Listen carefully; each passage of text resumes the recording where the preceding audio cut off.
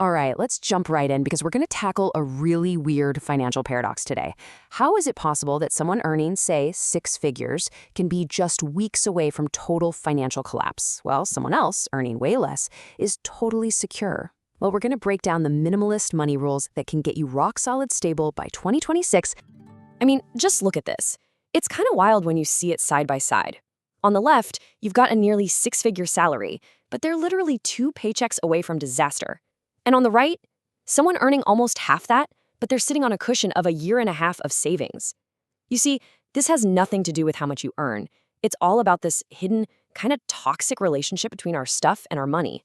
Financial commentators are calling it the high-income poverty trap. So let's meet our guy. This is the archetype, right? Earns great money, looks super successful from the outside, but inside, zero financial security.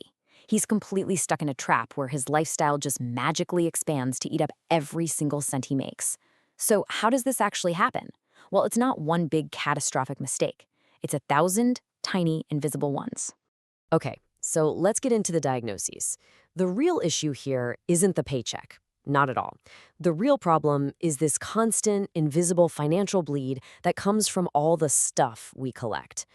We think we own our possessions, but honestly, more often than not, they end up owning us. And this right here, this is the whole secret. It's a huge mindset shift. Everything you buy, literally everything, has what we'll call a second cost.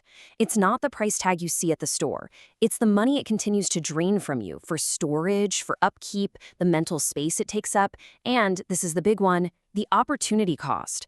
What could that money have been doing if you hadn't bought that thing? Let's make this super real. That treadmill you bought, the one with the best intentions, well, if you live in a city, the 20 square feet it takes up is costing you, get this, up to $1,000 a year in rent. You are paying rent to store something that, let's be honest, is probably just a very, very expensive coat rack at this point. And what about the bigger toys? Oh yeah, the general rule of thumb for something like a boat is that you'll pay about 10% of its value every single year in maintenance.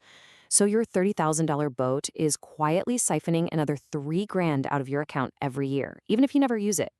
That's the second cost, and it is relentless. But the biggest hidden cost, the one that truly, truly stings, it's opportunity. That fancy $15,000 home gym setup, if you would just put that cash into some boring old index funds instead, it could have ballooned over $50,000 in about 15 years. You didn't just buy some equipment. You literally traded a huge chunk of your future financial freedom for it. So that all sounds pretty bleak, right? But here's the good news. After you diagnose the problem, there is a light at the end of the tunnel. There is this critical moment, a turning point in personal finance that just changes the entire game. It's the point where you flip from just surviving to actually powerfully building wealth. And here it is. This is that magic number, that turning point. A lot of finance creators point to $20,000 in savings or investments as this transformative moment. Why? Because that's the point where the power of compounding actually becomes real to you. It's when your money starts making its own money in amounts you can actually see and feel. You can feel the momentum shift. It's like reaching escape velocity from financial gravity. Okay, so we've diagnosed the disease, we've set a goal. So, what's the cure? Let's get to the good stuff, the actual prescription.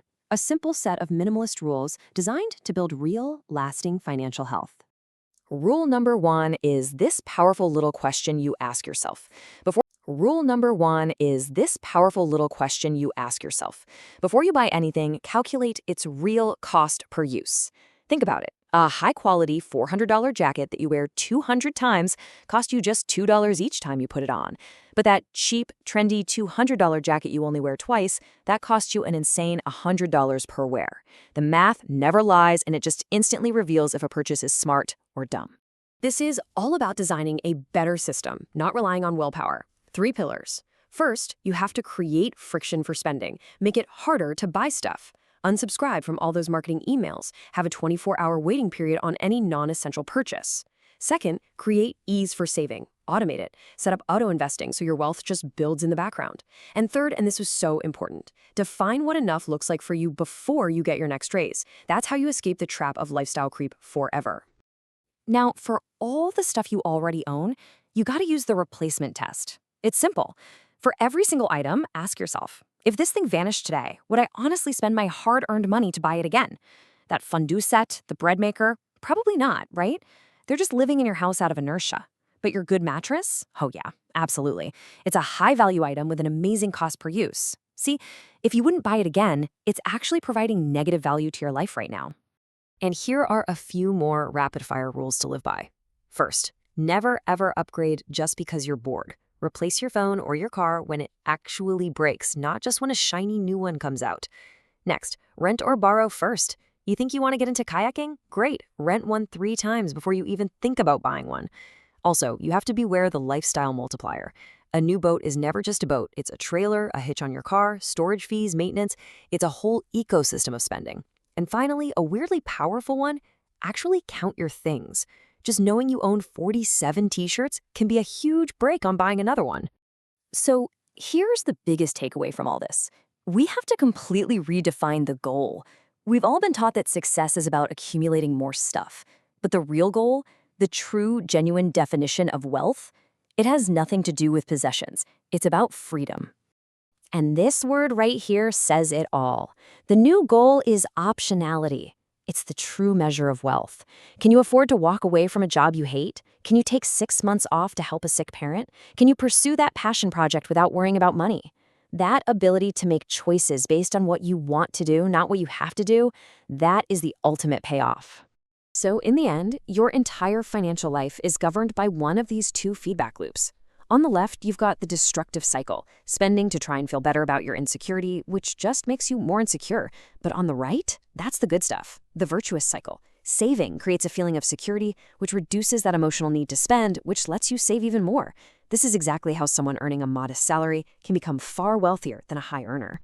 So, I'll just leave you with this one question to chew on. After everything we've talked about, the hidden costs, the replacement test, the true meaning of wealth, the choice really is this simple. Do you want to own your stuff, or do you want your stuff to own you?